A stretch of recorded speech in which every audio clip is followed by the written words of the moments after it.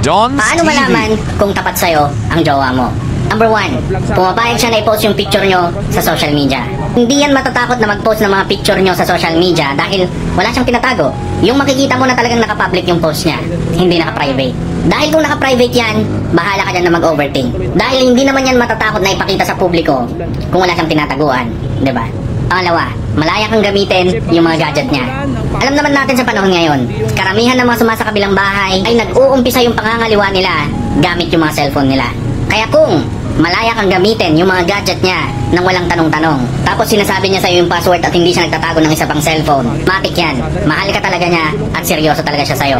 Pangatlo, subukan mo siya kung interesado siyang makilala yung mga kaibigan at pamilya mo. Maganda to lalo na kung bago pa lang yung relasyon nyo. Subukan mong sabihan siya na ipapakilala mo siya sa mga tao na malalapit sa puso mo. At kung mapapansin mo na mabilis siyang sumagot ng oo or halata mo na interesado rin siya na makilala sila, matik yan, seryoso talaga yung jowa mo sa'yo. Pang-apat, kung hindi ka niya iniiwan sa ere. Kung halimbawa nagkaroon ka ng matinding problema, nanatili ba siya sa tabi mo at sinamahan ka? Or bigla na lang nawawala tapos bumabalik na lang pag okay na ang lahat? Kung never kanyang iniwan sa ere, sure ball, swerte ka sa kanya dahil mahal ka niya talaga.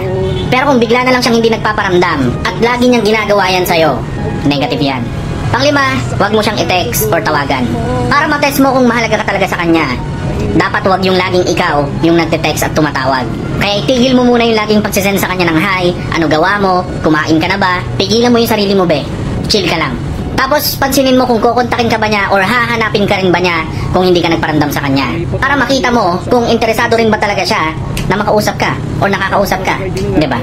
Hindi masama kung itetest mo yung pagmamahal sa'yo ng bagong jowa mo dahil nag-iingat ka lang din.